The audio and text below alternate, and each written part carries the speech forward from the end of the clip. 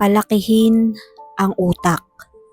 Ang sabi sa Isaiah 54 verse 2, gumawa ka ng mas malaking tolda. Palaparin mo ang kortina niyon. Huwag mong lagyan ng hangganan ang dakong iyon. Pahabain mo ang mga tali. Ibaon mo ng malalim ang mga pantulos.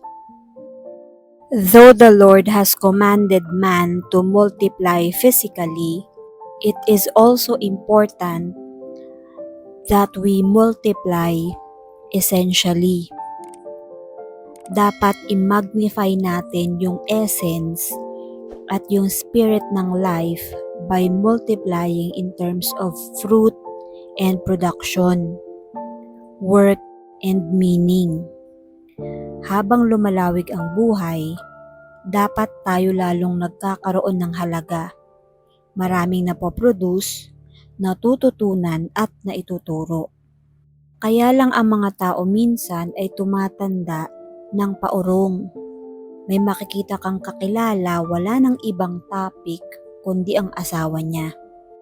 Napaka-limited ng repertoire ng topic na alam pag-usapan.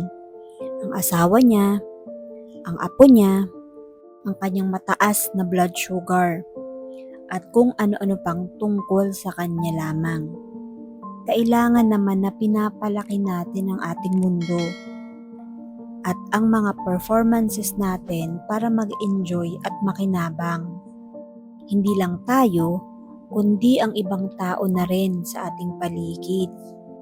Kung hanggang ngayon hindi nyo pa rin ma-spell ng tama ang Mississippi at nalilito pa rin sa agreement between subject and predicate, may problema kayo sa buhay.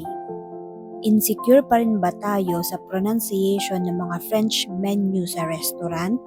Hindi ka pa rin natututong lumangoy after 50 years. Bakit hindi pag-aralan? Maraming mga Kristiyano hanggang ngayon, ang akala nila relo si Titus. At ang Sodom at Gomorrah ay lovers na kagaya ni na Romeo at Juliet. Napakalaking pandaraya ang ginagawa natin sa buhay kung hindi tayo umaasenso. Example dito, yung mga mobile phone noon, di keypad yan. Pero ngayong 2023, may di keypad pa rin naman, pero may mga advanced ng mobile phones na touch screen. May mga matatanda, ayaw gumamit ng touch screen. Ayaw pag-aralan. Kasi matanda na daw sila para doon. Paano kung mawala na yung mga dikipad? Di hindi na sila makakagamit ng cellphone. Dapat kung kaya natin, sumasabay tayo sa agos. Kung nag-a-advance ang technology, i-advance din natin ang ating sarili. Ngayon uso na yung cashless. Yung hindi ka na magbabayad ng pera mismo. Yung iba through PayMaya, through online, through GCash. Dapat sumasabay tayo. Hindi natin pwedeng ipilit palagi yung alam lang natin at yung gusto lang natin. Kasi kunwari may isang tindahan bumili ka hindi na talaga sila tumatanggap ng cash, ng pera mismo. Wala kang GCash, wala kang PayMaya, hindi ka makakabili ngayon. Dapat kung kaya natin, sumasabay tayo. Hindi tayo dapat patuloy na magkubli doon sa mga bagay na hindi natin magawa.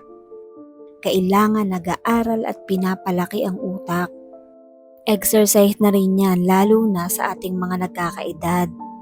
Dito nakasalalay ang pagyabong, pamumulaklak at pamumunga ng buhay ng tao. God bless us all.